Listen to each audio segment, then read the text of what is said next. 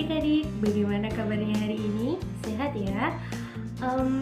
Walaupun di masa pandemi ini, kita tidak boleh melupakan kewajiban kita untuk tetap belajar. Nah, hari ini kita akan mempelajari tentang materi dari teks anekdot. Materi teks anekdot ini ada di kelas 10 semester 1. Sebelumnya, ada yang tahu apa itu teks anekdot? Mari kita simak. Di dalam Kamus Besar Bahasa Indonesia tahun 2007, teks anekdot adalah cerita singkat yang menarik dan mengesankan. Biasanya mengenai seseorang atau publik figur yang terkenal dan berdasarkan kejadian yang sebenarnya. Biasanya, teks anekdot ini digunakan untuk menyindir seseorang atau publik figur yang terkenal dengan cara yang halus dan santun, atau dengan cara yang humoris.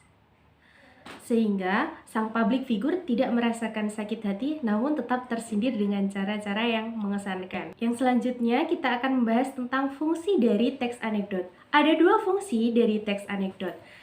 Fungsi yang pertama adalah fungsi primer. Apa itu fungsi primer? Fungsi primer dari teks anekdot adalah sebagai ekspresi yang berhubungan dengan ketidakpuasan, kejengkelan, kebencian, kemarahan, dan lain sebagainya kepada sang tokoh yang diceritakan di dalam teks anekdot tadi.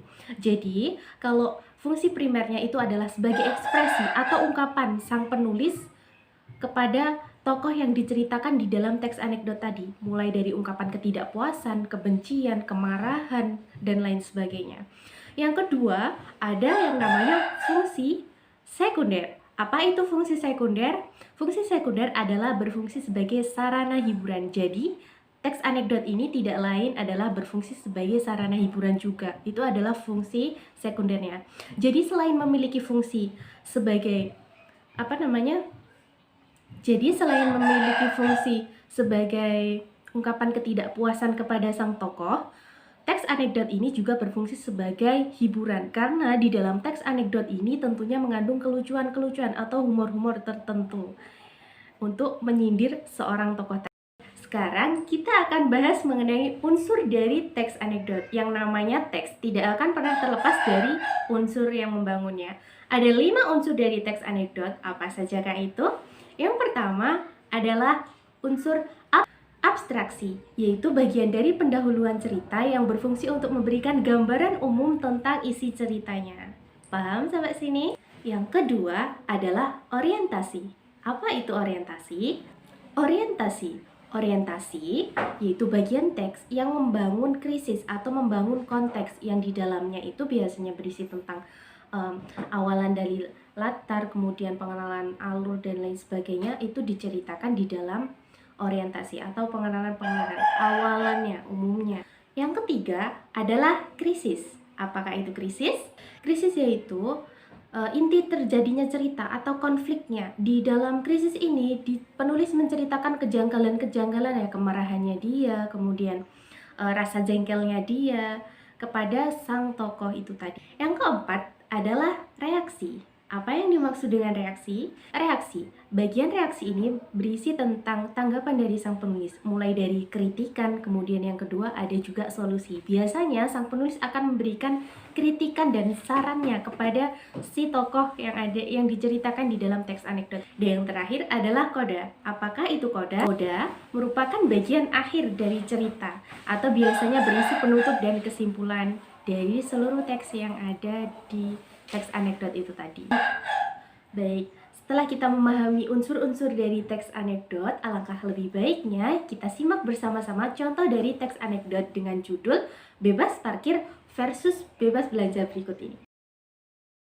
Bebas parkir versus bebas belanja. Pada suatu hari, Jono pergi ke sebuah minimarket untuk membeli perlengkapan rumah tangga dengan menaiki sepeda motor. Pada saat tiba di halaman supermarket tersebut, terlihat olehnya tulisan besar bebas parkir. Wah, bisa hemat nih, katanya dari lubuk hati dengan riang. Selesai membeli berbagai keperluan yang dibutuhkan dan membayarnya, dia kemudian menuju ke sepeda motor miliknya untuk kembali ke rumahnya. Di halaman parkir minimarket tersebut, dia langsung menaiki motor dan menyalakannya. Pada saat dia akan menjalankan sepeda motornya, tiba-tiba si tukang parkir berteriak, "Mas, "Mas, uang parkirnya mana?" Merasa heran, Jono malah balik bertanya, "Loh, Pak, kan di sini bebas parkir, berarti tidak perlu membayar dong?" Si tukang parkir pun dengan ketus menjawab, "Memang betul, Mas, di sini bebas parkir. Sampean bisa parkir di sana sambil menunjuk ke arah utara, di sini sambil menunjuk ke arah yang tepat Jono, di depan sana, di sebelah kanan, kiri, di atas atap minimarket. Terserah. Bebas kok, cuma kalau mau pulang tetap harus bayar," kata si tukang parkir dengan berapi-api. "Sini 2.000, dia menambahkan. Jono pun dengan pasrah merogoh saku celananya dan memberikan uang, 1.000 rupiah. Sambil berlalu mengendarai sepeda motornya, ia melambai dan berteriak, "Duitku tinggal segitu, habis buat belanja." Kali di dalam minimarketnya buat saja tulisan, "Bebas belanja." Si tukang parkir pun marah dan berusaha mengingat-ingat wajah Jono untuk merencanakan balas dendam kalau Jono balik lagi. Nah, dari contoh teks anekdot dengan judul bebas parkir versus bebas berbelanja yang telah kita baca tadi, mari kita tentukan unsur-unsurnya bersama-sama. 1 adalah unsur abstraksi. Bagian manakah yang menunjukkan unsur abstraksi?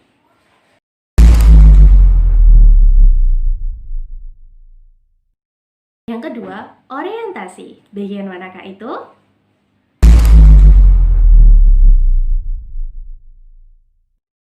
Yang ketiga, krisis. Ada di bagian mana krisisnya kira-kira?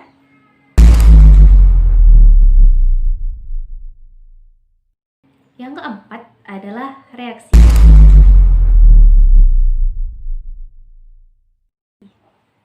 Yang kelima atau yang terakhir adalah penutup. Ada di bagian mana? Tentunya ada di bagian yang paling akhir. Setelah kita mempelajari unsur-unsurnya, mari sekarang kita belajar tentang kaidah kebahasaannya. Ada yang tahu apa itu kaidah kebahasaan? Iya, kaidah adalah aturan. Kaidah kebahasaan berarti aturan kebahasaan, tata letak bahasa yang harus digunakan di dalam teks anekdot. Apa sajakah itu? Ada 6. Yang pertama, menggunakan kalimat peristiwa masa lalu. Oke, kalimat peristiwa masa lalu adalah kalimat yang menjelaskan tentang kronologi yang terjadi di masa lampau.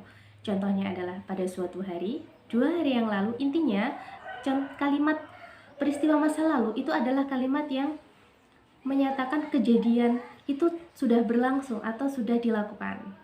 Yang kedua adalah kalimat retoris. Apa itu kalimat retoris? Kalimat retoris adalah kalimat pertanyaan yang tidak membutuhkan jawaban atau jawabannya itu pasti, tidak perlu ditanyakan lagi. Contoh kalimat retoris itu apa? Contohnya adalah, apakah kamu mau masuk surga? Saya yakin jawabannya pasti iya, tidak mungkin menjawab tidak. Apakah kamu ingin kaya? Jawabannya pasti iya. Itu adalah contoh kalimat retoris karena jawabannya adalah pasti dan tidak perlu ditanyakan lagi.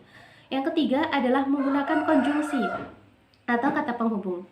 Konjungsi itu contohnya ada beberapa macam, ada dan, kemudian jikalau, kemudian setelah itu dan lain sebagainya. Atau itu adalah contoh dari konjungsi. Intinya konjungsi adalah kata penghubung.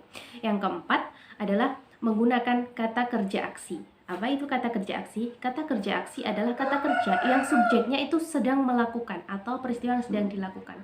Contohnya apa? Memasak, kemudian menulis, menggambar, dan lain sebagainya. Itu adalah contoh dari kata kerja aksi atau kata kerja yang sedang dilakukan.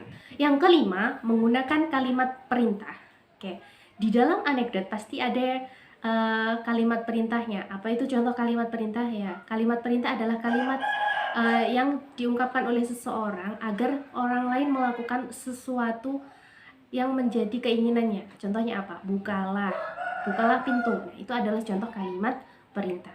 Yang terakhir atau yang keenam yaitu menggunakan kalimat seru. Apa itu kalimat seru? Kalimat seru adalah kalimat ekspresi atau kalimat ungkapan perasaan sedih, gembira, dan lain sebagainya. Itu adalah kalimat seru.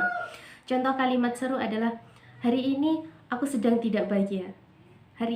Kamu sangat menjengkelkan. Nah, itu adalah contoh kalimat seru. Jadi intinya kalimat seru itu adalah kalimat yang merupakan ekspresi atau ungkapan dari seseorang. Nah, adik-adik, itu tadi adalah materi tentang teks anekdot. Kita telah membahas mulai dari pengertiannya, kemudian unsur-unsurnya, dan yang terakhir adalah kaidah kebahasaannya. Semoga adik-adik paham sampai sini. Tetap belajar dan semangat, jangan lupa terapkan protokol kesehatan dimanapun berada. Tetap jaga kesehatan, tetap semangat, dan sampai jumpa. Nah, untuk media pembelajaran yang berupa PowerPoint atau PPT, kakak akan didesain